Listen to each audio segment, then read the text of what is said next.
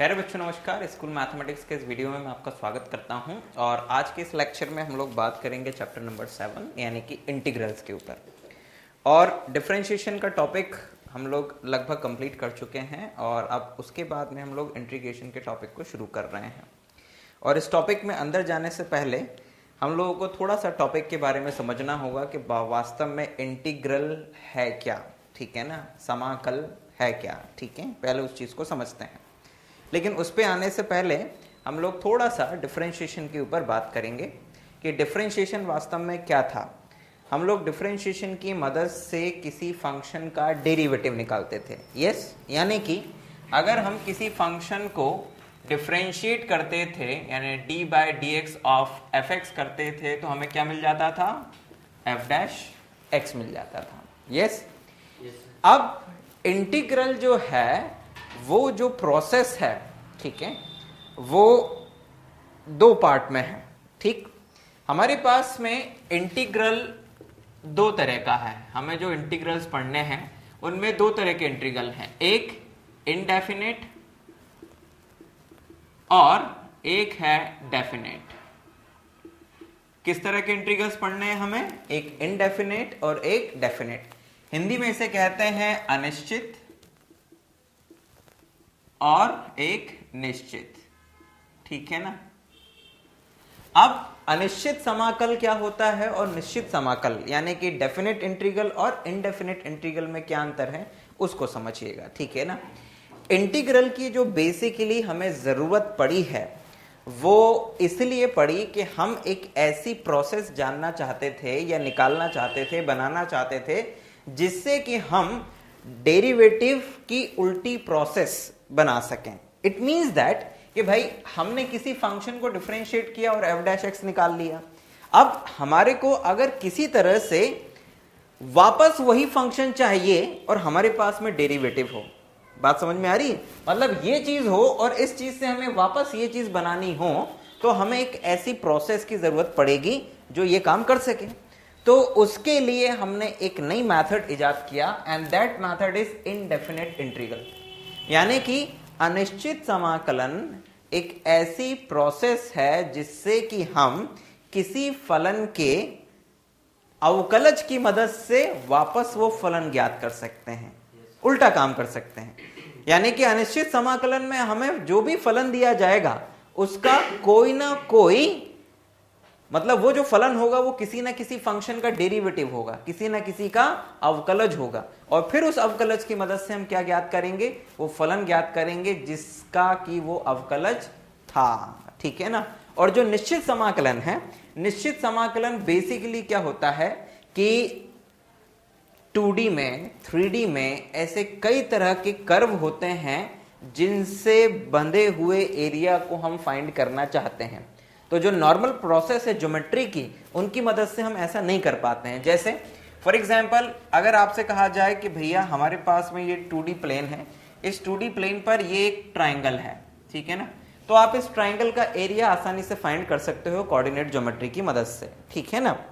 लेकिन अगर मान लीजिए कि ये इस तरह से बन जाए, यूं लाइक दैट, तो ये मुश्किल होगा, इट इज डिफिकल्ट, इस एरिया को निकालना मुश्किल होगा। उसी तरह मान लीजिए कि आपके पास में दो पैराबोलाज आ जाएं, यूं मान लीजिए एक पैराबोला यूं आ गया और एक पैराबोला यूं आ गया, और आपसे कहा जाए कि अब ये जो बीच का एरिया है आप ये फाइंड करिए, तो हमारे पास में फिर ऐसी कोई प्रोसेस नहीं है कि हम इसको फाइंड कर सकें। तो इन सब सवालों के जवाब हमें मिलते हैं निश्चित समाकलन में, यानी कि डेफिनेट इंटीग्रल में। डेफिनेट इंटीग्रल एक ऐसी प्रोसेस है जिसकी मदद से आप 2D में किसी भी ज्योमेट्रिक शेप का एरिया फाइंड कर सकते हैं, क्षेत्रफल फाइंड कर सकते हैं। मेरी बात समझ में आई है। और फिर यही निश्चित समाकलन आगे बढ़ते हुए और बढ़ेगा और 3D में भी हमें एरिया और वॉल्यूम देने लगेगा। 3D में हमें और भी कई सारी इंपॉर्टेंट चीजें जो साइंस में जरूरत होती है वो सारी चीजें देने लगेगा, है ना। अभी हम लोग सिंपल लाइन इंटीग्रेशन पढ़ेंगे अपनी 12th क्लास में, यानी कि रेखीय समाकलन पढ़ेंगे। आगे चल के आपको डबल इंटीग्रल, ट्रिपल इंटीग्रल भी पढ़ना पड़ेगा जो कि 3D में और उस में जो बनने वाले शेप्स हैं उनके एरिया, वॉल्यूम, ये सब कैलकुलेट करने में आपकी मदद करेंगे। लेकिन 12th क्लास में हमें केवल जो करना है निश्चित समाकलन की मदद से, वो इस तरह के शेप्स का एरिया फाइंड करना सीखना है। समझ में आ गई बात? तो यहां पर दो चीजें तुमने सीखी कि अनिश्चित समाकलन क्या है और निश्चित समाकलन क्या है। ठीक है ना, दोनों ही एक जैसी चीजें हैं, बस दोनों में बेसिक अंतर वो पढ़ते पढ़ते आपको बाद में पता चल जाएगा। ठीक है ना। अनिश्चित समाकलन या समाकलन का जो चिन्ह है, जो सिंबल है, राइट, वो सिंबल कुछ इस तरह का है। कैसा? ये इसका संकेत है। जैसे कि डेरिवेटिव का संकेत क्या होता था? D by d x. उसी तरह समाकलन का सिंबल है ये इस तरह का। थोड़ा मतलब कि ये जो एस होता है इंग्लिश का, इसको यहां पकड़ो, नीचे पकड़ो और थोड़ा ऐसे तान दो, खींच दो, तो ये ऐसा बन जाएगा, राइट। तो ये जो एस टाइप का शेप होता है, ये होता है समाकलन का चिन्ह। और इसके आगे जो भी आप फंक्शन लिखोगे, इसका मतलब ये है कि इस फलन का समाकलन किया जा रहा है। और साथ में इसमें एक चीज और लिखी जाती है, dx। मतलब ये है कि अगर ये fx है तो यहां dx आएगा। dx का मतलब ये होता है कि आप इस फलन का इस चर राशि x के सापेक्ष क्या कर रहे हो? इंटीग्रल कर रहे हो, समाकलन कर रहे हो। और कौन सा समाकलन कर रहे हो? अनिश्चित समाकलन कर रहे हो। बात समझ में आई? तो ये जो आंसर आता है, जो भी इसकी वैल्यू आती है, उसको कहते हैं हम इंटीग्रल ऑफ fx। क्या कहते हैं? इंटीग्रल ऑफ fx, यानी कि fx का समाकल। ठीक है ना, समझ में आ गया। और ये जो फलन होता है जिसका कि हम इंटीग्रल कर रहे हैं या इंटीग्रेशन कर रहे हैं, इस फलन को हम कहते हैं इंटीग्रैंड। क्या कहते हैं? इंटीग्रैंड। और हिंदी में कहते हैं समाकल्य। क्या कहते हैं? समाकल्य। और वो विधि, वो जो प्रोसेस है जिससे हम इसका आंसर फाइंड करेंगे, उस प्रोसेस को हम कहते हैं इंटीग्रेशन। क्या कहते हैं? इंटीग्रेशन, यानी कि समाकलन। क्या कहते हैं? समाकलन। देखो 3 वर्ड आ गए, एक है समाकल, एक है समाकल्य और एक है समाकलन। समाकलन एक विधि है, समाकल्य वो फलन होता है जिसका कि इंटीग्रेशन किया जा रहा है। और इंटीग्रल क्या होता है? आंसर। जो आंसर आता है उसको कहते हैं इंटीग्रल, यानी कि समाकल। उसी तरह जैसे कि जब डिफरेंशिएशन पढ़ रहे थे, तो डिफरेंशिएशन एक विधि थी, उसका जो आंसर आता था वो आता था डेरिवेटिव। हिंदी में उसको अवकलज कहते थे। समझ में आ गया? तो इसी तरह से ये चीजें हैं। इनडेफिनिट इंटीग्रल में इनडेफिनिट इंटीग्रल का स्वरूप ये रहेगा, और डेफिनिट इंटीग्रल का स्वरूप बस अंतर ये रहेगा कि वो भी बिल्कुल इसी तरह से होगा, लेकिन उसमें यहां पर लिमिट्स भी लगी रहेंगी। मतलब कि आपको ये बता दिया जाएगा कि आपको जो समाकलन इंटीग्रेशन करना है वो किन दो x की वैल्यूज के बीच में करना है। तो ये निश्चित समाकलन की पहचान होगी और ये अनिश्चित समाकलन की पहचान होगी। ठीक है ना। अब जरा ध्यान देना कि सबसे पहले हम ये समझते हैं कि अनिश्चित समाकलन में और क्या चीज इंपॉर्टेंट होती है। ठीक है ना। अनिश्चित समाकलन जो है वो एंटी डेरिवेटिव है। क्या है? एंटी डेरिवेटिव, यानी कि डेरिवेटिव का उल्टा है, राइट। इट मीन्स दैट कि अगर किसी फंक्शन fx का d by d x capital fx है, क्या है? कैपिटल fx है, तो इंटीग्रेशन में इस fx का इंटीग्रेशन बनेगा स्मॉल fx। बात समझ में आई? ऐसा हो जाएगा, मतलब इसको इंटीग्रेट करोगे तो ये मिल जाएगा। ठीक है ना। अब तुम थोड़ा समझने के लिए बस ये समझ सकते हो कि ये dx यहां चला जाता है तो ये ऐसा बन जाता है, d of fx is equals to fx dx।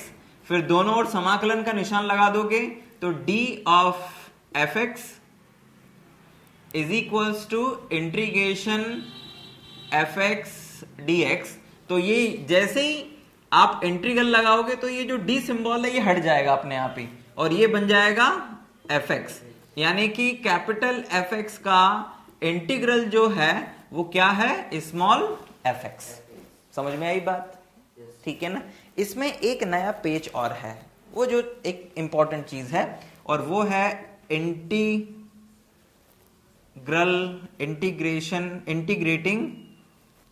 Constant. ठीक है ना, यानी कि समाकलन नियतांक है ना, समाकलन नियतांक जिसे कहते हैं, इंटीग्रल कांस्टेंट। अब वो क्या चीज होती है उसको समझ लो। देखो अभी तुमने ये समझा कि f(x) को डिफरेंशिएट करें तो जो भी फंक्शन आएगा उसका इंटीग्रल स्मॉल f(x) होगा, है ना। इस चीज को अपने दिमाग में रखो।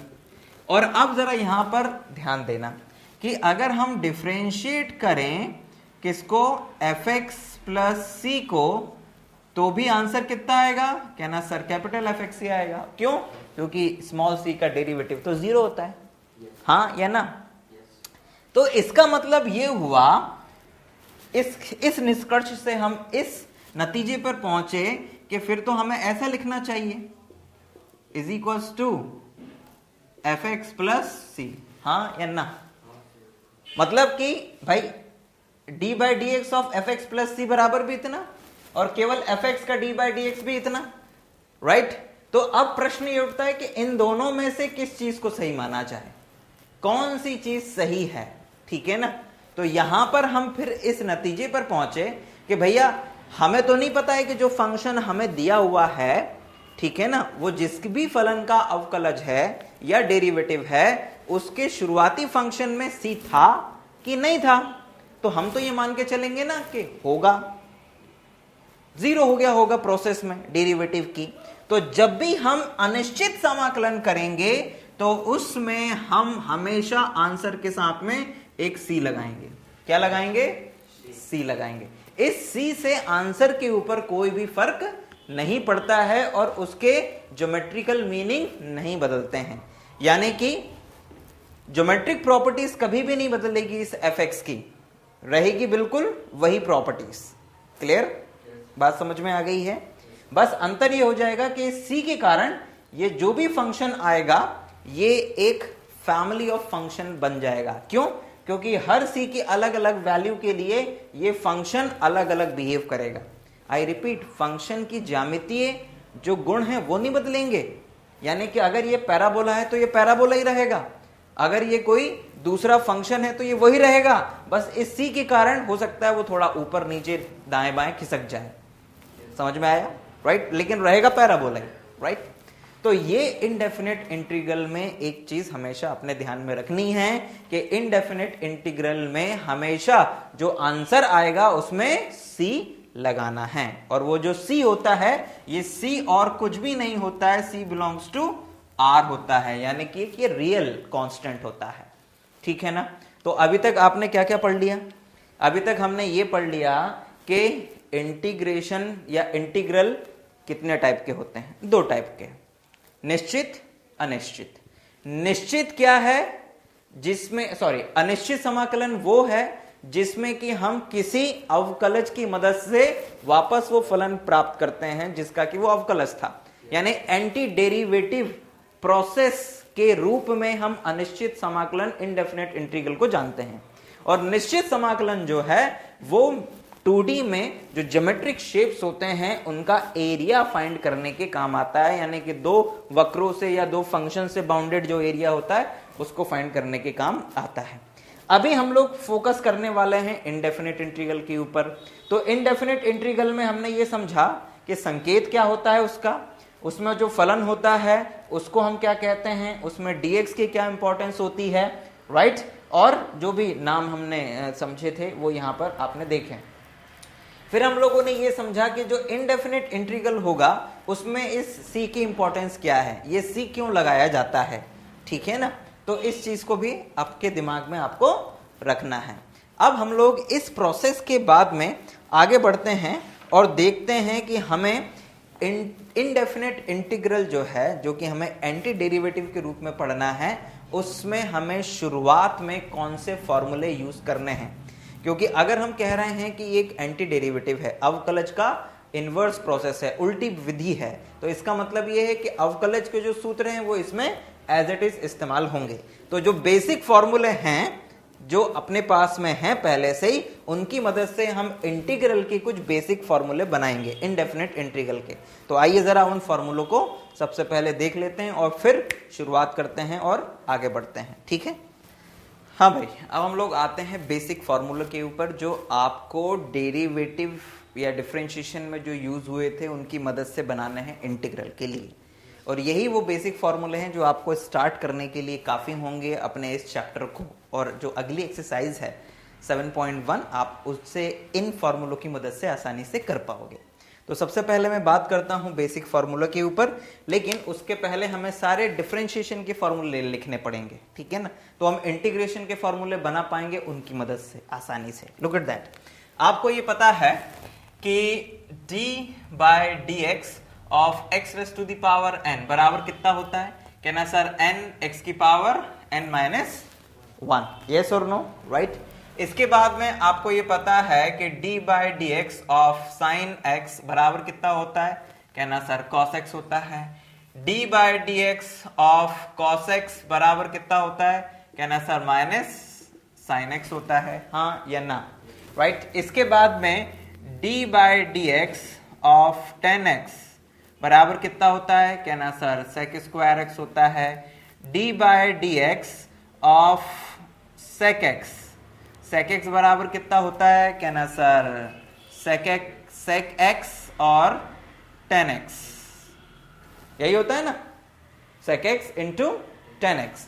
फिर d/dx of cosec x is equals to होता है, कहना sir minus cosec x into cot x, check भी करते जाना जो फॉर्मूला है, right. d/dx of cot x बराबर होता है, कहना sir minus cosec square x, right. d/dx of sine inverse x बराबर होता है, कहना sir 1 upon under root of 1 minus x square. d/dx of cos inverse x बराबर होता है minus 1 upon under root 1 minus x square. d/dx of tan inverse x बराबर होता है 1 upon 1 plus x square, right. समझ में आ रहा है कि नहीं आ रहा है? उसी तरह से d/dx of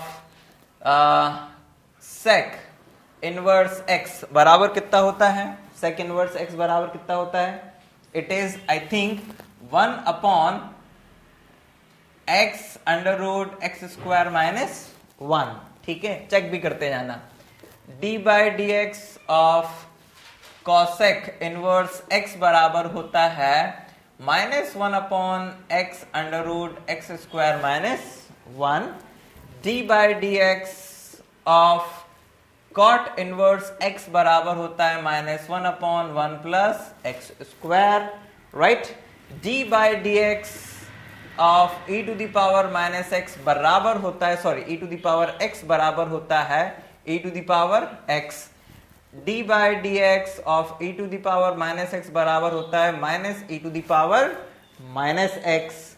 d/dx of log x, right, log x जिस इज इक्वल्स टू होता है 1 अपॉन x, और यहाँ पे x जो है वो बड़ा होता है 0 से, क्योंकि log जो है वो केवल पॉजिटिव वैल्यूज के लिए डिफाइन होता है।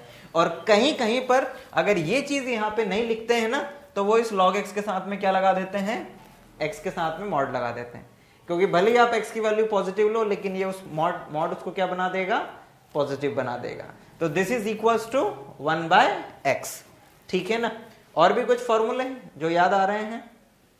Any other formula? d/dx by a to the power x, ये क्या होता है, याद है कुछ? ax और log, राइट, log क्या होता है ये? It is log e_a, base में e और यहां आता है a, ठीक है ना। This is the formula, right, yes, समझ में आ गया? तो भैया इतने जो बेसिक फॉर्मूले हैं जो आपने डिफरेंशिएशन में पढ़ रखे हैं, ठीक है ना। कुछ हो सकता है एक आध छूट गया हो तो वो आप अपने आप लिख लेना अपनी कॉपी में, right.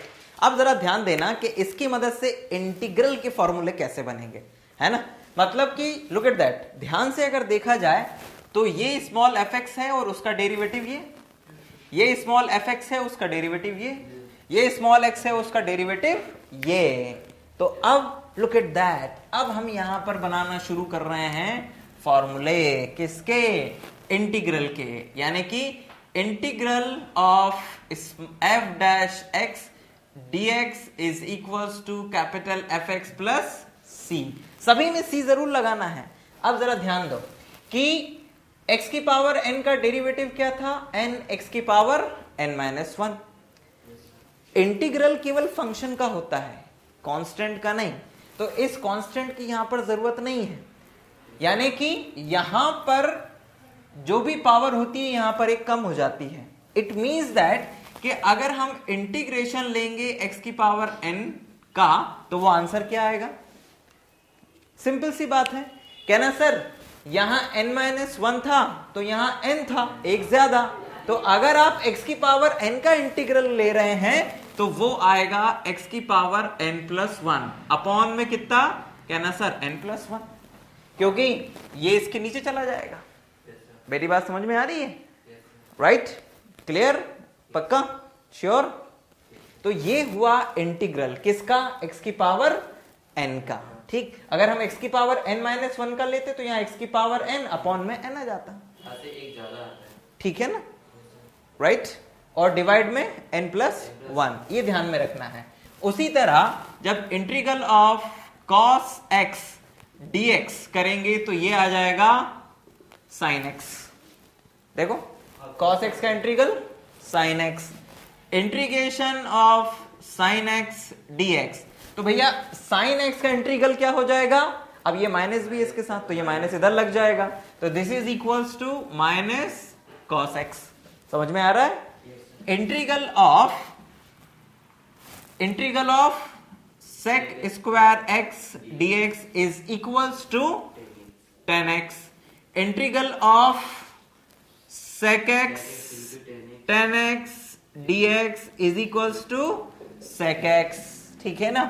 Integral of cos x और cot x dx is equals to minus cosec x। अच्छा, इन सब के साथ में हम प्लस सी लगाना भूल गए, तो उसका ध्यान रखना है कि सबके साथ में प्लस सी लगाना है। समझ में आ रहा है, ठीक है ना, इनडेफिनेट इंटीग्रल में, ठीक है ना।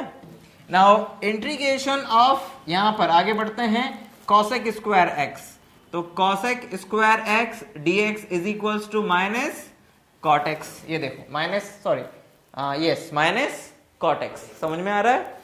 Now integral of 1 upon under root 1 minus x square dx is equals to, sorry यहां सी लगाना भूल गए, is equals to sine inverse x plus c। देखो फॉर्मूले सब यहीं से बन रहे हैं।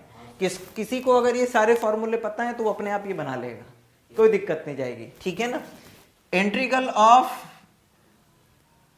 Minus 1 upon under root 1 minus x square dx is equals to, ये बन जाएगा cos inverse x plus c, हाँ या ना, ठीक। फिर integration of dx upon 1 plus x square is equals to कितना आ जाएगा, ये देखो 1 प्लस एक्स स्क्वायर का इंटीग्रल क्या हो जाएगा, tan इनवर्स x, तो this is tan inverse x plus c।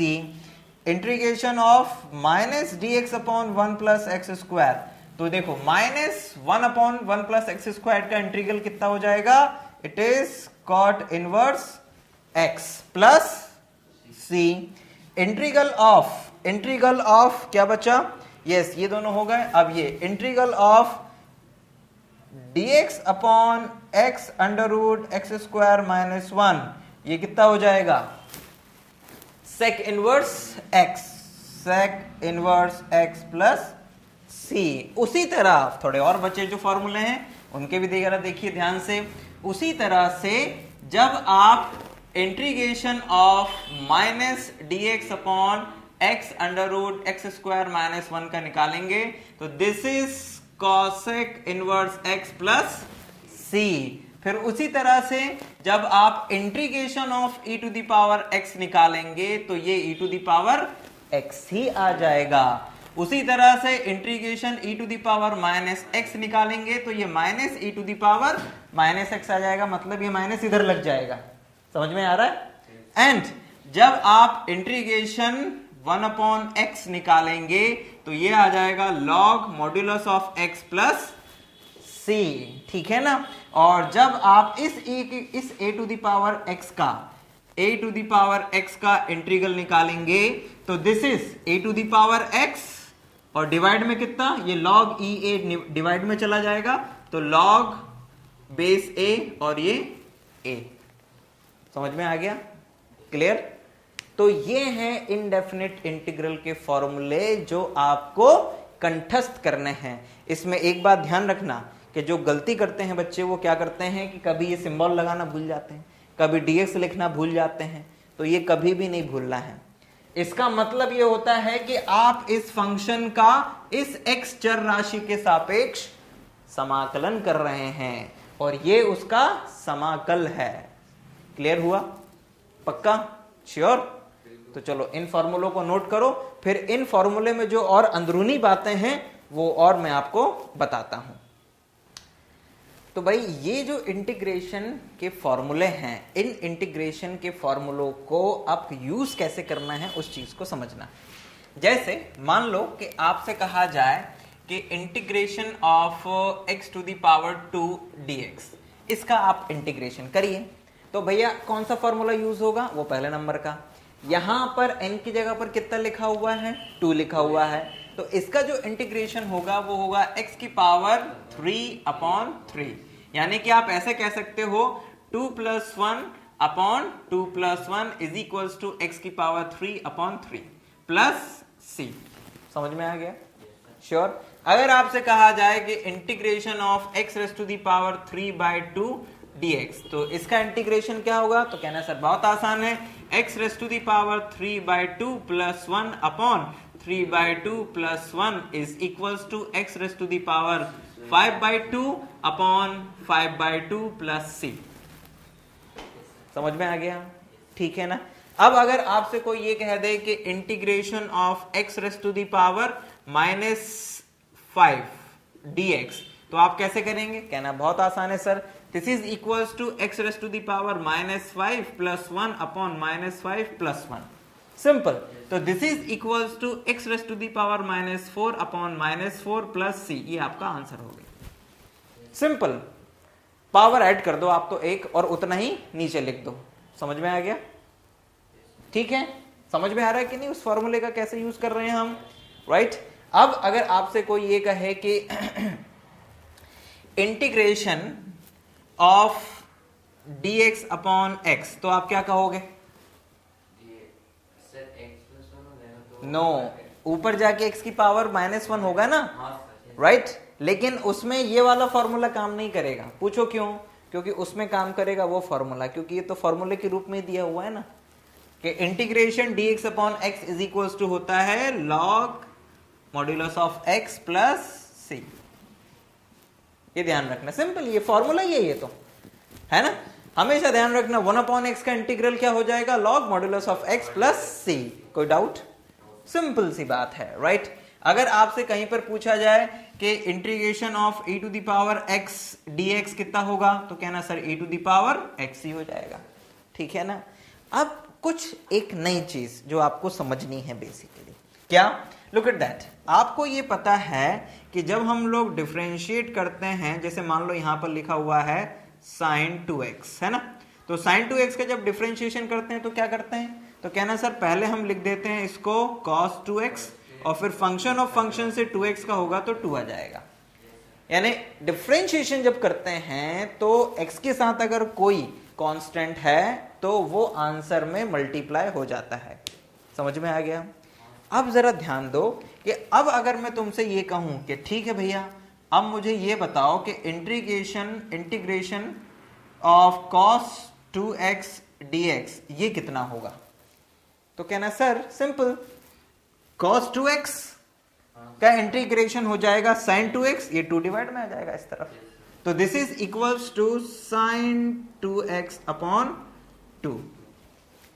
यहां पर समझने वाली जो बात है वो ये है कि सर cos 2x का इंटीग्रेशन जब हमने किया तो sin 2x अपॉन 2 आया। इसका मतलब यह है कि इंटीग्रेशन करते समय जो भी x के साथ में कांस्टेंट होगा वो डिवाइड में आ जाएगा। समझ में आया? इट मींस दैट कि यहां से जो जनरल फॉर्मूला बनेगा कि integration of sin ax plus b dx is equals to क्या बन जाएगा, बल्कि उसको मैं यहां फॉर्मूलों की लिस्ट में लिखता हूं कि integration of sin ax plus b dx is equals to आ जाएगा, कहना सर sin का इंटीग्रेशन होता है cos, तो ये बनेगा cos ax प्लस b, और जो भी x के साथ होता है वो डिवाइड में आ जाता है, तो x के साथ क्या है a, तो ये आ जाएगा a डिवाइड में। समझ आया? प्लस c, ठीक है ना। इसी तरह अगर integration of cos ax plus b dx होगा तो इसका इंटीग्रेशन हो जाएगा माइनस का साइन, माइनस का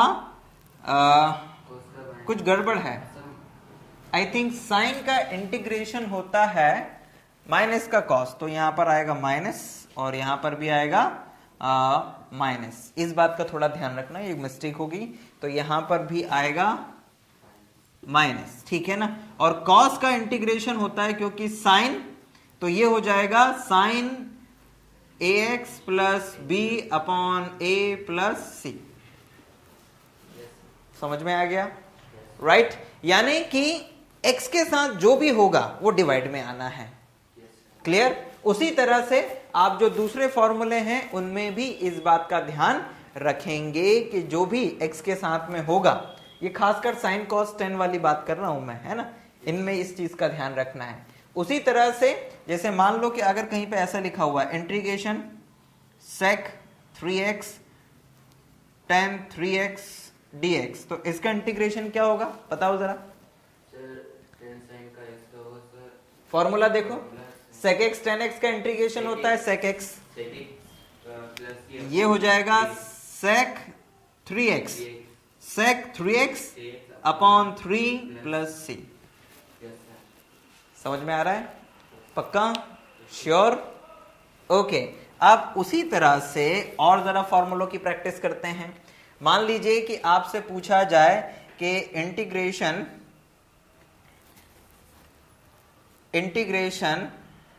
dx अपॉन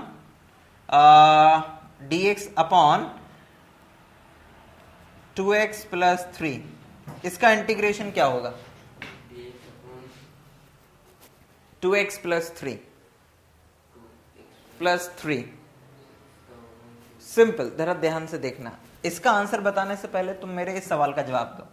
अगर मैं तुमसे पूछूं कि d by D x of log 2x plus 3 का डेरिवेटिव क्या होगा, तो कहना सर पहले लॉग के कारण ये जाएगा 1 अपॉन 2x प्लस 3, और फंक्शन ऑफ फंक्शन से जब 2x प्लस 3 का होगा तो कहना सर 2 मल्टीप्लाई में आ जाएगा, क्योंकि 3 का तो 0 हो जाएगा और x का 1 हो जाएगा। ठीक, समझ में आई बात?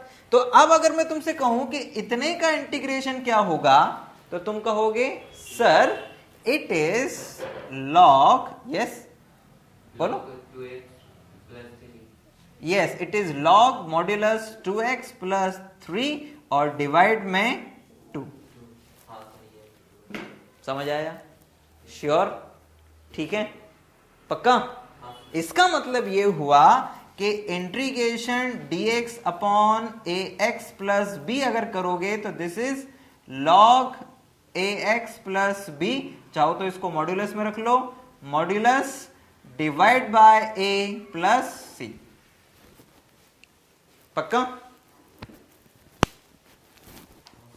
भूलना नहीं है इनको, ये बहुत काम की चीज है कि अगर x है किसी की भी टर्म के साथ में, खासकर साइन कॉस टेन और लॉग कॉसेक, इन सब के साथ में, तो वो डिवाइड में भी आएगा। वन मोर, अगर मैं आपसे पूछूं कि integration of e to the power 2x dx, तो आप क्या कहेंगे? कहना सर e की पावर x का इंटीग्रल तो वही होता है, तो e की पावर 2x लिख देंगे। अब x के साथ 2 है तो वो डिवाइड में 2 आ जाएगा प्लस c। अभी देखो कुछ चीजें अपन ने नहीं सीखी हैं। कौन कौन सी? हमने अभी साइन इनवर्स x का इंटीग्रेशन करना ही नहीं सीखा है क्या? कहीं पे यहाँ पर नहीं है ना कॉस इनवर्स x, ना टेन इनवर्स x, ना कॉस x, ना कॉट, इन सब का अभी इंटीग्रेशन करना बाकी है। और साथ में हमने और भी कई सारे इंटीग्रेशन नहीं सीखे। जैसे कहीं पर यहाँ पे तुम्हें 10x का इंटीग्रेशन दिख रहा है? नहीं दिख रहा होगा। cot x का इंटीग्रेशन दिख रहा है? नहीं दिख रहा होगा। कहीं पर भी तुम्हें cosec x का इंटीग्रेशन दिख रहा है? नहीं दिख रहा होगा। cosec x का दिख रहा है कहीं पर? नहीं है। कहीं पर भी sec x का इंटीग्रेशन दिख रहा है? नहीं दिख रहा है, क्योंकि इनके इंटीग्रेशन जो हैं वो अलग विधियों से निकलते हैं, जो हम आगे आने वाली एक्सरसाइजेस में पढ़ने वाले हैं। ठीक है, अभी तो हमने केवल जो बेसिक फॉर्मूले हैं उनका यूज करना हम सीख रहे हैं। समझ में आया? तो यहां पर इस चीज से हम इस निष्कर्ष पे पहुंचे हैं कि अगर हम इंटीग्रेशन e की पावर ax dx करेंगे तो ये e की power ax upon a plus c आएगा। ठीक, अब इसके बाद में एक छोटा सा टॉपिक और बचा है, वो है प्रॉपर्टीज ऑफ इनडेफिनिट इंटीग्रल। और उन प्रॉपर्टीज के बाद में हम डायरेक्ट एक्सरसाइज पे चले जाएंगे। और एक्सरसाइज में हमें करना क्या है? हमें जितने भी क्वेश्चंस होंगे उनमें इन फॉर्मूलों का यूज करना है, और जो भी क्वेश्चन की बनावट रहेगी उसे किसी भी तरह से, चाहे उसमें माइनस प्लस करके, चाहे डिवाइड करके, चाहे ट्रिग्नोमेट्री का यूज करके, इन फॉर्मूलों में इस तरह से कन्वर्ट करना पड़ेगा ताकि हम इनका यूज करके आंसर निकाल सकें। समझ में आ गया? ठीक है ना? तो अब हम लोग पहले समझ लेते हैं प्रॉपर्टीज ऑफ इनडेफिनिट इंटीग्रल, अनिश्चित समाकलन की गुणधर्म। ठीक है ना, प्रॉपर्टीज ऑफ इनडेफिनिट इंटीग्रल। तो भाई आपने ये property definite integral sorry differentiation में भी पढ़ चुकी हैं, और उन्हीं से ही ये प्रॉपर्टी यहां पर इसमें बन जाएगी। जैसे अगर हम दो फंक्शंस का इंटीग्रेशन कर रहे हैं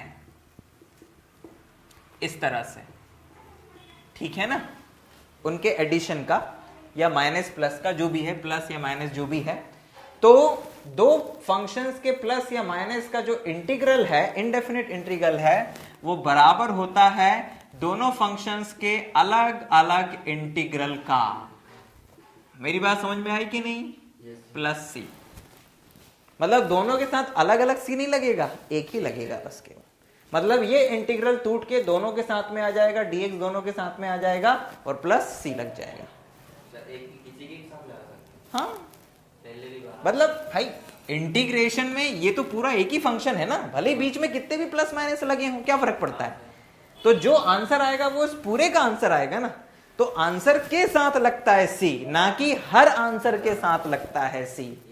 क्लियर हुई बात? पक्का? राइट। फॉर एग्जाम्पल, जैसे मान लो कि इंटीग्रेशन ऑफ तुम्हें ऐसा करना पड़ जाए sine x plus cos x, ठीक है ना, और ये ब्रैकेट के बाहर dx। अब एक तरीका तो ये है कि भैया तुम्हें इनके आंसर्स अगर पता है तो तुम डायरेक्ट कर लो, लेकिन नेचुरल प्रोसेस जो है वो ये है कि पहले आप दोनों के साथ में इंटीग्रेशन का चिन्ह लगाओ। बात समझ में आई? राइट। एंड हाँ, प्लस सी चाहो तो लगा लो यहीं पे। दिस इज इक्वल्स टू, अब साइन एक्स का इंटीग्रेशन क्या होता है? Integral minus cos x plus cos x का कहना सर साइन एक्स, और ये प्लस सी। क्लियर हुआ? पक्का? ये ये है first property of indefinite integral. ठीक है ना? Now the property number 2। Property number 2 ये कहती है कि भैया अगर आपके साथ में कोई कांस्टेंट टर्म है किसी फंक्शन के साथ में जिसका कि आप इंटीग्रल कर रहे हैं, तो वो जो कांस्टेंट टर्म है वो आ जाता है बाहर, और इंटीग्रेशन किसका होता है? केवल fx dx का। बात समझ में आई? पक्का? मतलब कांस्टेंट टर्म जिस तरह से डिफरेंशिएशन में भी बाहर हो जाता था, उसी तरह से इंटीग्रेशन में भी बाहर हो जाता है। कोई डाउट? कोई डाउट नहीं। नंबर 3, तो ये प्रॉपर्टी वैसी है जैसी अभी आप लोगों ने मतलब शुरुआत में ही पढ़ी कि अगर d by D x of f x is equals to f dash x है, तो इसका मतलब ये हुआ कि integration of f dash x d x is equals to आएगा एफ एक्स प्लस सी। मतलब किसी फंक्शन का अवकलज आपको पता है तो उस अवकलज का जो इंटीग्रल है वो एफ एक्स प्लस सी के बराबर आएगा। कोई डाउट? पक्का? श्योर? ठीक है ना। और एक प्रॉपर्टी और है कि अगर आपको पता है कि फंक्शन एफ एक्स का इंटीग्रल, मान लो कि आपने फंक्शन को इंटीग्रेट किया और कहीं पर आपको मिल रहा है एक बार एफ एक्स और एक बार एफ एक्स प्लस सी मिल रहा है, और कहीं पर आपने इसी फंक्शन को इंटीग्रेट किया तो मान लो कि आपको मिल रहा था जी एक्स प्लस सी, ठीक है ना, या सी डैश मान लो। तो दो एक जैसे फंक्शन के अलग अलग इंटीग्रल मिल सकते हैं, आपको अलग अलग इंटीग्रल्स मिल सकते हैं, लेकिन ये दोनों जो अलग अलग इंटीग्रल्स हैं ये वास्तव में अलग अलग नहीं होंगे, इनकी ज्योमेट्रिक प्रॉपर्टीज एक जैसी होंगी और ये ज्योमेट्रिकली इक्विवेलेंट होंगे। इट मींस दैट कि ये जो एफ एक्स है और ये जो जी एक्स है ये ज्योमेट्रिकली क्या होंगे? इक्विवेलेंट होंगे, समतुल्य होंगे एक दूसरे से। समझ में आया? बशर्ते कि ये एक ही फंक्शन के क्या हो? इंटीग्रल हो। क्लियर हुआ कि नहीं हुआ? तुम्हें ऐसे कई सारे मोमेंट मिलेंगे या कई सारे ऐसे प्रश्न मिलेंगे आगे चल के जिसमें तुम एक ही फंक्शन के जब इनडेफिनेट इंटीग्रल निकालोगे तो वो अलग अलग आ जाएंगे, दिखने में अलग अलग होंगे वो, हालांकि उसमें ट्रिग्नोमेट्री या कोई और प्रॉपर्टी लगा के तुम इसको इसमें कन्वर्ट कर सकते हो, इसको इसमें कन्वर्ट कर सकते हो। इट मींस दैट वो दोनों अलग अलग नहीं है, एक ही रहेंगे। क्लियर हो गई बात? ठीक है ना। तो इन चार प्रॉपर्टीज को अपने दिमाग में रखना। यहां पर मैंने समझाने के लिए केवल दो लिए थे, तीन भी हो सकते हैं, चार भी हो सकते हैं, पांच भी हो सकते हैं, तो तुम्हें फिर सबके साथ अलग अलग इंटीग्रल लगाना पड़ेगा, लेकिन सी एक ही आएगा। ठीक है, सी सब में एक ही आएगा। डिवाइड या इनटू होगा तो वो तो अलग चीज हो गई फिर, क्योंकि अभी ना तो तुमने डिवाइड का इंटीग्रल करना सीखा है और ना ही क्या कहते हैं कोई और मल्टीप्लाई का, वो आगे आएगा। अभी तो तुम्हें केवल इन फॉर्मूलों का यूज करके इंटीग्रेशन करना है। समझ में आ गया? पक्का? Sure? Right. Now we are moving to start the exercise. अब हम लोग एक्सरसाइज को शुरू करेंगे। हाँ बिल्कुल, आप इन प्रॉपर्टीज को नोट कर लीजिए। हाँ भाई, तो हम लोग स्टार्ट करते हैं अब एक्सरसाइज 7.1। और 7.1 में जो पहला प्रश्न लिखा हुआ है पहले से लेके 5 तक, उसमें लिखा हुआ है फाइंड एन एंटी डेरिवेटिव यानी कि integral of the following functions by the method of inspection. Inspection का मतलब होता है आपको इंटीग्रेशन का इस्तेमाल नहीं करना है, इन फॉर्मूलों का इस्तेमाल नहीं करना है, आपको ये समझ के आंसर बताना है कि ये किन फंक्शंस के डेरिवेटिव दिए हुए हैं, है ना। मतलब आपको वो फंक्शन सोचना है कि ये किसका अवकलज है। यानी कि अब जैसे पहला प्रश्न लिखा हुआ sin 2x, ठीक है ना। तो देखो sin 2x दिया हुआ है प्रश्न में अपने को। अब sin 2x किसका डेरिवेटिव हो सकता है, यानी हम किस फंक्शन का अवकलन या डिफरेंशिएशन करें कि उसका डेरिवेटिव जो है वो sin 2x आ जाए। तो कहना सर sin तो केवल cos का डेरिवेटिव होता है। हम जानते हैं because d by dx of cos 2x is equals to होता है minus sine 2x upon 2, sorry 2x into 2। Yes और नो? हाँ या ना? तो इसका मतलब ये हुआ कि d by dx of minus cos 2x upon 2 का जो डेरिवेटिव है वो होगा केवल sin 2x। हाँ या ना? पक्का? तो इसका मतलब ये हुआ कि anti derivative of sin 2x is minus cos 2x upon 2। ये आंसर हो गया। लॉजिक समझ में आया कि नहीं आया? पक्का? ऐसे हमें लिखना था, तो इसका मतलब ये हुआ, हिंदी में इसको कैसे लिखेंगे, चूंकि ये हम जानते हैं, फिर हमने ये माइनस और 2 को इधर लेकर आ गए, ठीक है, और फिर हमने आंसर लिख दिया क्या कि sin 2x का प्रति अवकलज माइनस कॉस 2x अपॉन 2 होगा। एंटी डेरिवेटिव का मतलब होता है प्रति अवकलज, यानी अवकलज का उल्टा, समाकल यानी कि, समझ में आ गया। इसी तरह से आप आने वाले जो प्रश्न हैं उनका भी करेंगे, जैसे cos 3x, cos 3x का भी ऐसे कर लोगे। तो cos 3x के लिए आपको पहले ये बताना पड़ेगा कि cos 3x किसका अवकलज होता है, sin 3x का। यस यस, कर लोगे बिल्कुल इसी तरह से। इसके बाद e to the power 2x है, तो बस e to the power 2x के लिए आपको ये करना पड़ेगा, राइट, कि हम जानते हैं चूंकि d by D x e to the power 2x बराबर होता है e to the power 2x into 2, तो इसका मतलब ये हुआ कि d by D x of e to the power 2x upon 2 is equals to हो जाएगा e to the power 2x। तो ये किसका डेरिवेटिव हो गया, e to the power 2x upon 2 का। तो हम यहां पे लिख देंगे अतः e to the power 2x का प्रति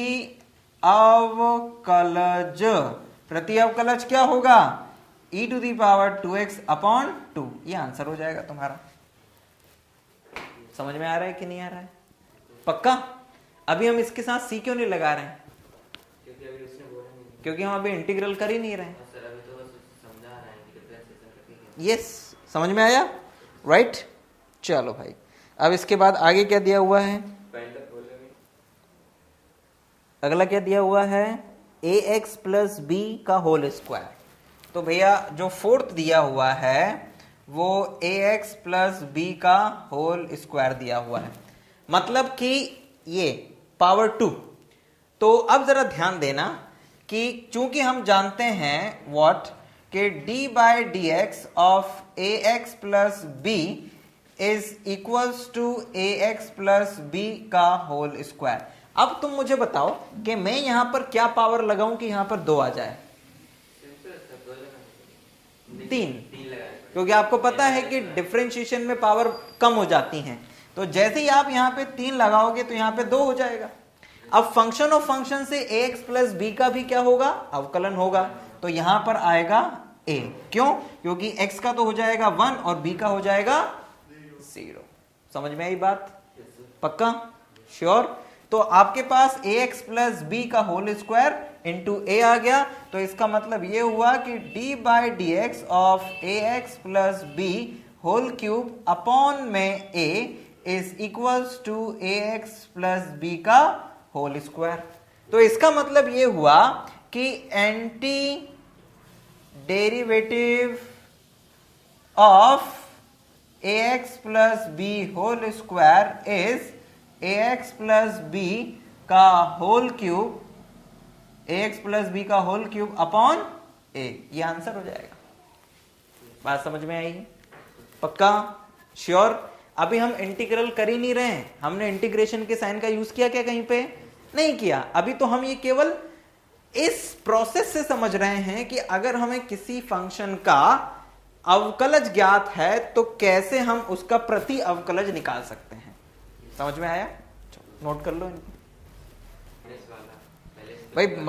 ये जो 5th क्वेश्चन है इसमें बीच में माइनस भी है, तो आप पहले sin 2x का एंटी डेरिवेटिव निकाल लीजिएगा, फिर 4e की पावर 3x का एंटी डेरिवेटिव निकाल लीजिएगा, और जब दोनों के अलग अलग एंटी डेरिवेटिव आए तो बीच में क्या कहते हैं, आप माइनस का चिन्ह लगा के आंसर लिख दीजिएगा। मतलब sin 2x का जो एंटी डेरिवेटिव आए माइनस जो 4e की पावर 3x का एंटी डेरिवेटिव आए, बल्कि 4 को तो आप लीजिएगा मत, केवल e की पावर 3x का एंटी डेरिवेटिव निकाल लीजिएगा। 4 तो कांस्टेंट है, और जो आंसर आए वो लिख दीजिएगा, डिवाइड बाय 3। जैसे sin 2x का तो आ जाएगा cos minus cos 2x upon 2, और वैसे ही e की पावर 3x का आ जाएगा e की पावर 3x अपॉन 3। सिंपल, इसी प्रोसेस से निकालिएगा, लेकिन ठीक है ना। अब जो आगे के प्रश्न हैं 6 से लेके 20 तक, अब उसमें आपको इंटीग्रल करना है, क्योंकि आपको दिख रहा होगा कि प्रत्येक प्रश्न में इंटीग्रल का साइन भी लगा हुआ है। ठीक है, तो यहां पर अब जितने भी प्रश्न दिए हुए हैं आपका पहला उद्देश्य होगा उनको इन फॉर्मूलों में किसी ना किसी रूप में कन्वर्ट करना। ठीक है ना, राइट। चलिए आइए स्टार्ट करते हैं क्वेश्चन नंबर 6 से। चलो भाई, अब ये जो क्वेश्चन नंबर 6 और 7 है इनको समझो जरा, है ना। और इनको समझने से पहले एक छोटी सी चीज समझो। क्या आपको ये पता है कि d/dx ऑफ x बराबर कितना होता है? कहना सर 1 होता है, हाँ या ना। तो इसका मतलब ये हुआ कि इंटीग्रेशन ऑफ 1 dx बराबर कितना आएगा? x प्लस सी। यानी 1 का इंटीग्रेशन क्या होता है वास्तव में? x। समझ में आया कि नहीं आया? यानी integration of dx is equals to क्या होगा? x होगा। इस बात का ध्यान रखना क्योंकि अब उसकी जरूरत पड़ेगी तुम्हें। लुक एट दैट, इस प्रश्न को देखो, ओरल प्रश्न है ये ज्यादातर। दिस इज इक्वल्स टू, सबसे पहले तो आप इसको इस तरह से लिख दीजिए, integration 4e3x dx plus integration dx, 1 dx या dx डायरेक्ट, हाँ या ना। दिस इज इक्वल्स टू 4 तो एज इट इज e3x का हो जाएगा e3x अपॉन 3 प्लस dx का हो जाएगा x और ये प्लस का c। कोई डाउट? आंसर में c लगना ही है, तो ये आपका आंसर आ गया। ठीक है ना, किसका? 6th का। कोई डाउट, परेशानी?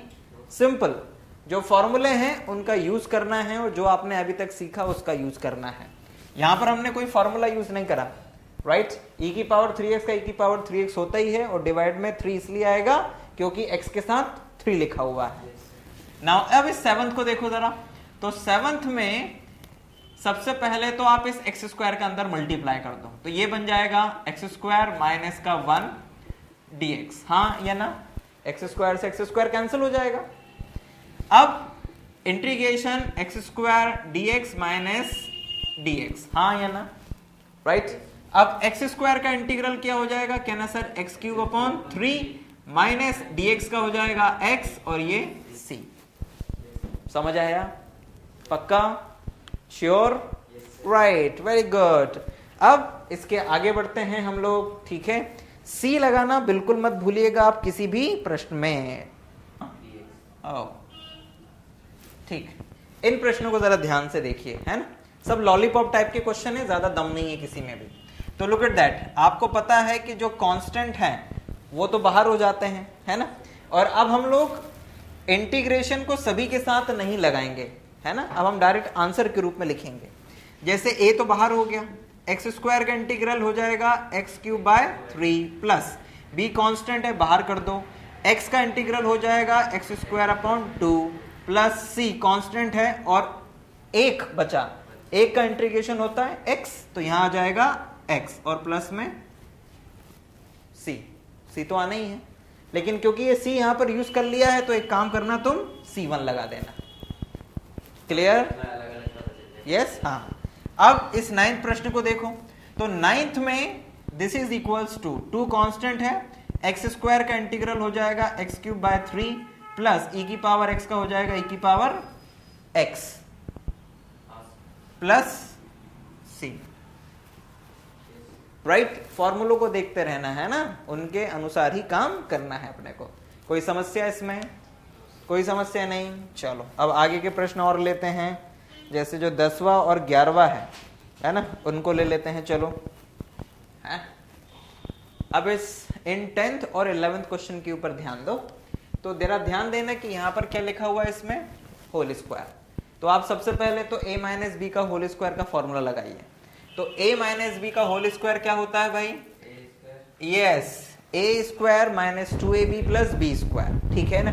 तो this is equals to integral का साइन तो as it is, bracket a का स्क्वायर, तो रूट x का स्क्वायर कितना हो जाएगा? कहना सर x माइनस 2, a की जगह पर रूट x और b की जगह पर 1 upon root x plus b का होल स्क्वायर, तो 1 अपॉन अंडर रूट x का होल स्क्वायर हो जाएगा 1 अपॉन x और ये dx, है ना। क्यों? क्योंकि a माइनस बी का होल स्क्वायर बराबर a square minus 2ab plus का b स्क्वायर, ठीक है। अब जरा ध्यान दो, थोड़ा सिंप्लीफाई करते हैं। तो x तो एज इट इज माइनस ये दोनों कट जाएंगे, तो ये बचेगा माइनस का 2 और ये 1/x dx। ठीक है, अब जरा ध्यान देना कि आप इसको चाहो तो ऐसे लिख दो, integration x dx minus integration 2 dx, और ये प्लस है, plus integration dx upon x।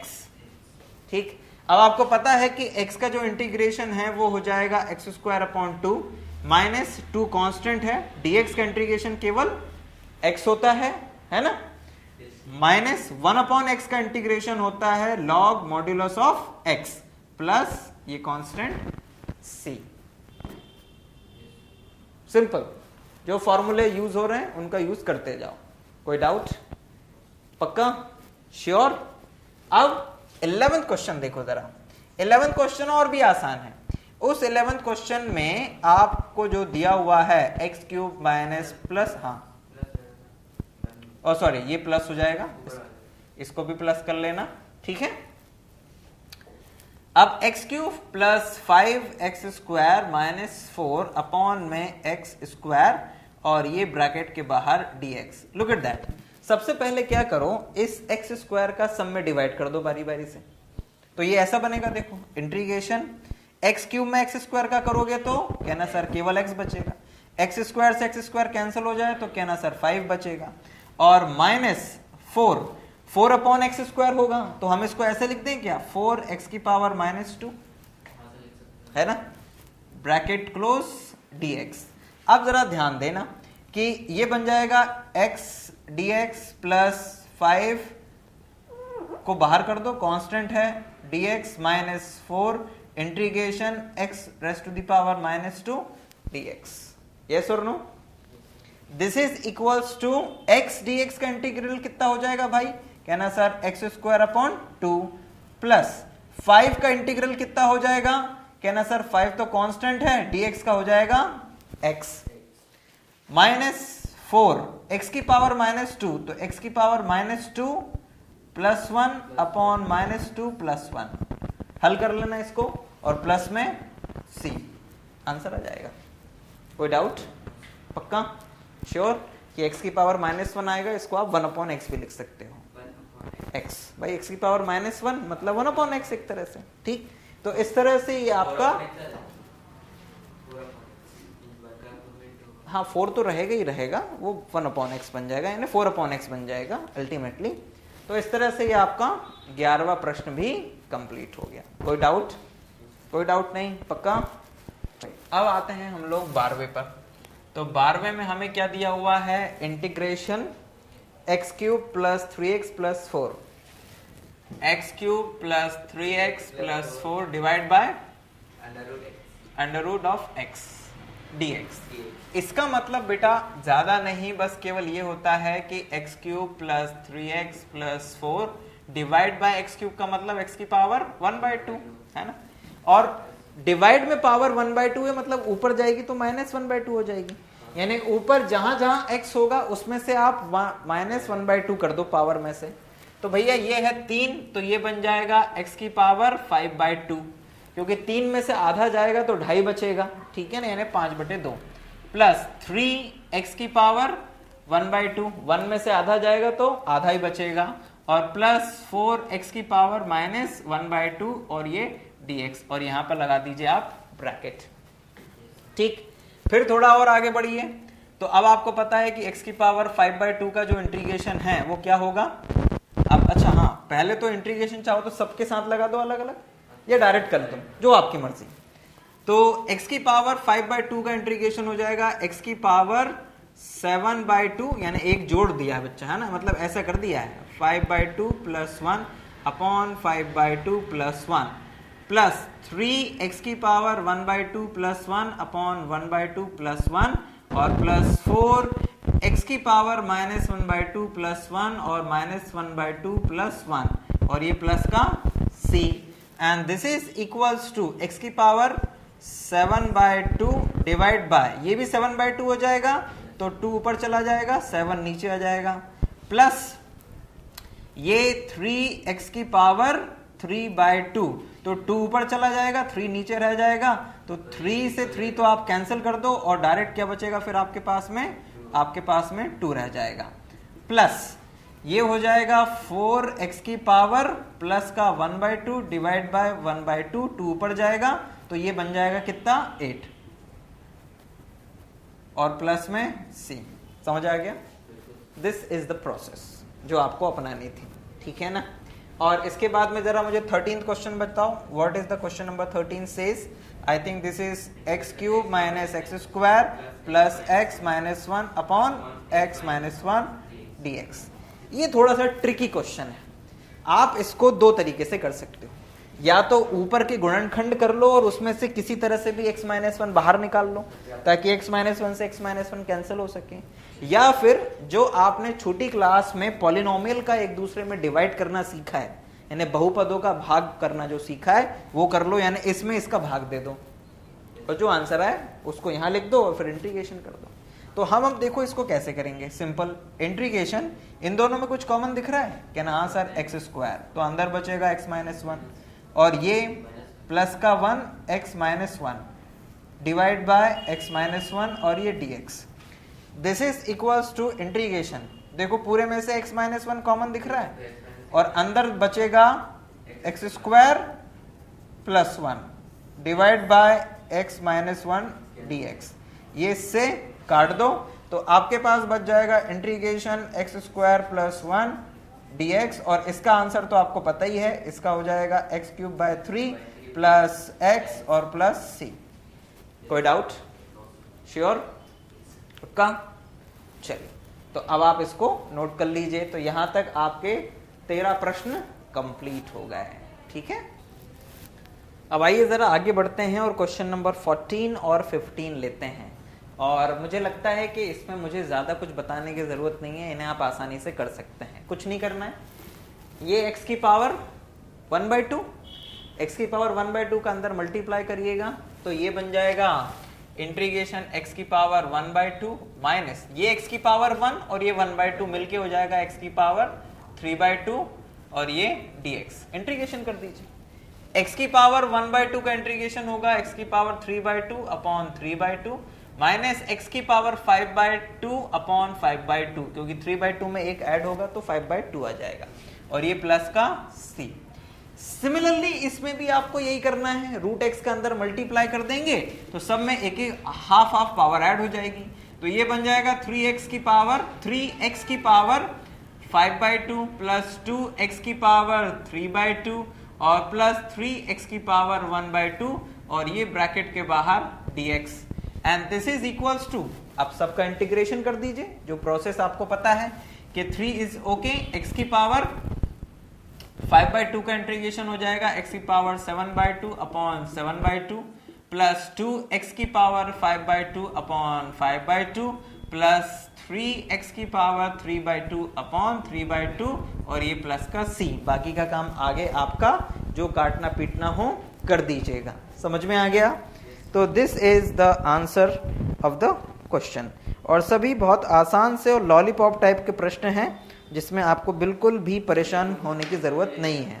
हाँ क्या? हाँ हाँ ठीक है ना। अब आते हैं बेटे क्वेश्चन नंबर 16 के ऊपर।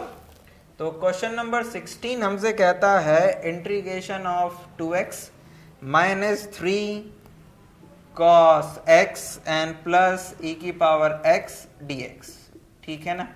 अब या तो बेटे आप इंटीग्रेशन को सबके साथ अलग अलग लगा दें, ठीक है ना, इस तरह से, यानी कि 2 integration x dx minus 3 integration cos x dx और प्लस इंटीग्रेशन e की पावर x dx। सिंपल है ना, जो प्रॉपर्टीज थी उनका इस्तेमाल कर लिया। 2x का इंटीग्रेशन हो जाएगा x square upon 2 minus 3 cos x और सॉरी cos x का इंटीग्रेशन कितना हो जाएगा sin x, है ना, प्लस e की पावर x का e की पावर x और ये प्लस का c। यहाँ पे 2 से 2 काट देना, आंसर आ जाएगा। कोई डाउट? कोई डाउट बेटे? कोई डाउट नहीं। जो क्वेश्चन नंबर 17 है, क्वेश्चन नंबर 17 में लिखा हुआ है integration 2x square minus 3 sin x plus 5 root x dx। ठीक है ना। तो अब भाई इसका इंटीग्रेशन आप डायरेक्ट कर सकते हैं, जैसे कि 2 इज ओके, एक्स स्क्वायर का इंटीग्रेशन होगा x cube upon 3 minus 3 sign x का इंटीग्रेशन होता है माइनस का कॉस एक्स, ये बड़ा ध्यान रखना, साइन एक्स का integration minus cos x plus 5 root x मतलब एक्स की पावर 1/2, इसका इंटीग्रेशन होगा एक्स की पावर 3/2 अपॉन 3/2 और ये प्लस का c, और आप इसको सिंप्लीफाई करके लिख दीजिएगा 2/3 एक्स क्यूब और प्लस 3 कॉस एक्स, और ये 2 पर चला जाएगा तो ये बन जाएगा 10/3 एक्स की पावर 3/2 और प्लस का c। This is your answer. कोई परेशानी? सब लॉलीपॉप टाइप के क्वेश्चन है, किसी भी क्वेश्चन में कोई भी दम नहीं है, ठीक है, नोट कर लो। अब इन 3 प्रश्नों को और ध्यान से देखते हैं, क्वेश्चन नंबर 18, 19 एंड 20। 18 तो जो है वो बिल्कुल लॉलीपॉप टाइप का प्रश्न है, और उसमें तो आप sec x के अंदर मल्टीप्लाई कर दीजिए तो ये बन जाएगा sec square x plus sec x into 10x, ये ब्रैकेट क्लोज और ये dx। आपको पता है कि sec स्क्वायर एक्स का इंटीग्रल होता है 10x, तो यहां लिख देंगे 10x, और sec x 10x का इंटीग्रल होता है sec x, तो ये sec x और प्लस का C। This is the answer, right. अब जो क्वेश्चन नंबर 19 है, उस 19 में आपको जो दिया हुआ है उसमें ध्यान दीजिएगा कि क्या आपको दिया हुआ है। आपको दिया हुआ है sec स्क्वायर एक्स और डिवाइड में लिखा हुआ है cosec स्क्वायर एक्स। तो अब आपको यह सोचना है कि मैं क्या फॉर्मूला बनाऊं ताकि आसानी से अपना काम हो जाए, ठीक है ना। लुक एट दैट, हम sec स्क्वायर एक्स को लिख सकते हैं कुछ, क्या लिख सकते हैं? यस, हम sec स्क्वायर एक्स को लिख सकते हैं, it is sec square x is equals to 1 plus 10 square x divide by cosec square x dx। हाँ या ना? हम भाई हमारे पास में अभी इसके लिए कोई फॉर्मूला नहीं है बेटा, इसके लिए कोई फॉर्मूला नहीं है भाई। अगर अपन इस cosec को ऊपर ले जाएं तो ये क्या बन जाएगा? ये बन जाएगा साइन, और साइन और सेक के लिए कोई फॉर्मूला नहीं है अपने पास में, है क्या? इसको हम कॉस लिख सकते हैं, इसको ऊपर ले जाके साइन लिख सकते हैं, तो ये sine square x upon cos square x बन जाएगा, यानी कि ये बन जाएगा 10 स्क्वायर एक्स और 10 स्क्वायर एक्स। यस, काम बन गया। इस तरह से मत करो, इसको अपन ऐसे करेंगे, जैसे कि सेक स्क्वायर एक्स को हम लिख सकते हैं 1 अपॉन कॉस स्क्वायर एक्स, और 1 अपॉन कॉसेक स्क्वायर एक्स को लिख सकते हैं साइन स्क्वायर एक्स dx। हाँ या ना? राइट। अब sine square x upon cos square x, ये बन जाएगा integration of 10 square x dx। हाँ या ना? अब 10 स्क्वायर एक्स को हम लोग क्या लिख सकते हैं? हम इसको लिख सकते हैं सेक स्क्वायर एक्स माइनस का 1, क्योंकि आपको पता है कि 1 प्लस 10 स्क्वायर एक्स बराबर होता है सेक स्क्वायर एक्स, तो 10 स्क्वायर एक्स बराबर हो जाएगा सेक स्क्वायर एक्स माइनस 1। इससे अपना काम बन गया। क्यों? क्योंकि सेक स्क्वायर एक्स का इंटीग्रल क्या हो जाता है? इट इज 10x और माइनस 1 का x और ये प्लस का c। ठीक, मतलब थोड़ा सा ट्रिग्नोमेट्री यूज करना था दिमाग से, है ना। यस, आपको फॉर्मूले में कन्वर्ट करना पड़ेगा पहले क्वेश्चन को। ऐसे ही जो क्वेश्चन नंबर 20 है, उस 20 में थोड़ा सा लॉजिक लगाना पड़ेगा। आप सबसे पहले 2 अपॉन कॉस स्क्वायर एक्स कर दो और माइनस 3 अपॉन ये sine x upon cos square x कर दो, और ये ब्रैकेट के बाहर dx कर दो, ठीक है ना। ये तो बन जाएगा बेटा integration of 2 into sec square x 1 upon cos, यानी कि सेक स्क्वायर एक्स माइनस 3। अब जरा ध्यान देना, लुक एट दैट, लुक, ये कॉस को 2 बार लिखना है अपने को, यानी कि cos x और cos x, तो साइन अपॉन कॉस तो बन जाएगा 10x और 1 अपॉन बन जाएगा sec x, ये ब्रैकेट क्लोज dx। अब sec स्क्वायर x का इंटीग्रल होता है 10x minus 3, 10x sec x का होता है sec x और ये प्लस का c। आंसर आ गया। तो इस तरह से ये आपके पूरे के पूरे 20 प्रश्न यहां पर हल हो गए, ठीक है। अब 2 ऑब्जेक्टिव और बचे हुए हैं, तो उन ऑब्जेक्टिव को और देख लेते हैं। fx, right. भाई जो 21वां और 22वां ऑब्जेक्टिव प्रश्न है वो कुछ इस तरह से है। एक तो अपने को इसका एंटी डेरिवेटिव फाइंड करना है रूट एक्स प्लस 1/√x का, और जो 22वां प्रश्न है वो थोड़ा सा मजेदार प्रश्न है। उसमें हमें d/dx of fx is equals to इतना दिया हुआ है और such that f2 is equals to 0 हमें दिया हुआ है, हमें fx की वैल्यू फाइंड करनी है। तो मैं डायरेक्ट आता हूं पहले 21वें पर। तो 21वें प्रश्न में एंटी डेरिवेटिव का मतलब है कि इंटीग्रल फाइंड करना है उसका, सिंपल। तो integral of root x minus 1/√x, अच्छा प्लस है बीच में, dx, ये हमें फाइंड करना है एक तरह से। तो रूट एक्स का मतलब होता है x की पावर 1/2 और माइनस 1/√x का मतलब होता है x की पावर माइनस 1/2। डिवाइड में 1/2 रहेगा, ऊपर जाएगा तो माइनस में 1/2 हो जाएगा dx। अब आप इसको इंटीग्रेट करो बेटे, तो x की पावर 1/2 का इंटीग्रेशन हो जाएगा x की पावर 3/2 अपॉन में 3/2 प्लस ये हो जाएगा x की power 1/2 plus 1 upon minus 1/2 plus 1 और ये प्लस का c। तो ये हो जाएगा 2/3 x की पावर 3/2 और प्लस में ये 1/2 हो जाएगा प्लस का, ऊपर जाके 2 बन जाएगा और ये x की पावर 1/2 और ये प्लस का c। तो ये तो आ गया इसका आंसर।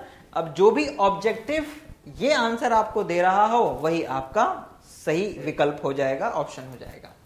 अब मैं आता हूं 22वें के ऊपर।